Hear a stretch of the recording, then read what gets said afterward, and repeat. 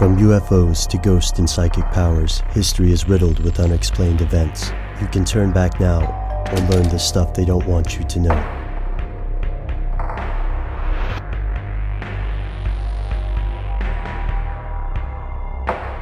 Here are the facts. The Federal Emergency Management Agency was created in 1976 and charged with handling domestic emergencies. When most people think of FEMA, they think of hurricanes, earthquakes, tornadoes, and floods. Since its inception, FEMA has consistently saved American lives. Like the Boy Scouts, FEMA aims to be prepared. They provide logistical support, food, clothing, and other services in emergency situations. The agency has also built housing facilities in locations across the world. To the mainstream media, this is just another step in preparing for catastrophes. But to others, it's something much worse. Here's where it gets crazy.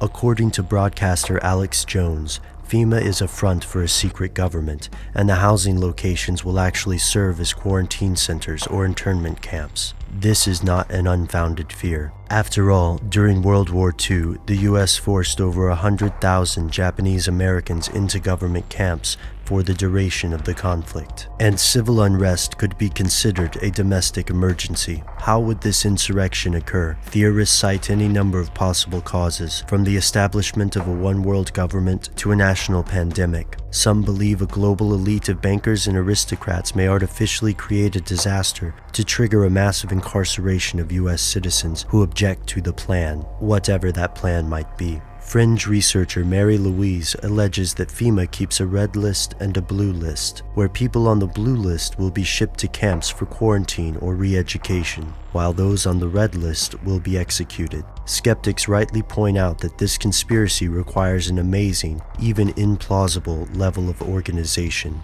Also, a large natural disaster can displace hundreds of thousands of people, so building temporary housing in advance seems like a good idea. Yet there's another angle here. The US already holds the world's largest prison population, with over 2 million people incarcerated. Most of the people who believe that FEMA is a cover for a mass imprisonment also believe in the Illuminati, Freemasons, or satanic conspiracies. Sometimes they believe in all three. The outlandish nature of some theories may make them hard to swallow, yet the facts are foreboding even to skeptics. The federal government has indeed constructed massive housing facilities across the United States, from Oakdale, California to Atlanta, Georgia. Executive orders have given FEMA and other agencies increasingly broad emergency powers, even allowing the US Army and Marine Corps to perform domestic operations. Theorists like Dr. John Coleman allege the focus of FEMA has steadily moved away from natural disasters to concentrate on the management of a hypothetically unruly populace. In 2003, FEMA was incorporated into the Department of Homeland Security. To most Americans, this is just another game of bureaucratic musical chairs. However, it makes perfect sense to conspiracy theorists. Before you reject this theory, take a look at the laws surrounding the Constitution, FEMA, Homeland Security, and other related agencies. Pay close attention to Rex 84, the Patriot Act extensions, Operation Garden Plot, and the executive orders that created FEMA. Conspiracy theorists think these documents are only the tip of the iceberg. The rest, for now, is stuff they don't want you to know.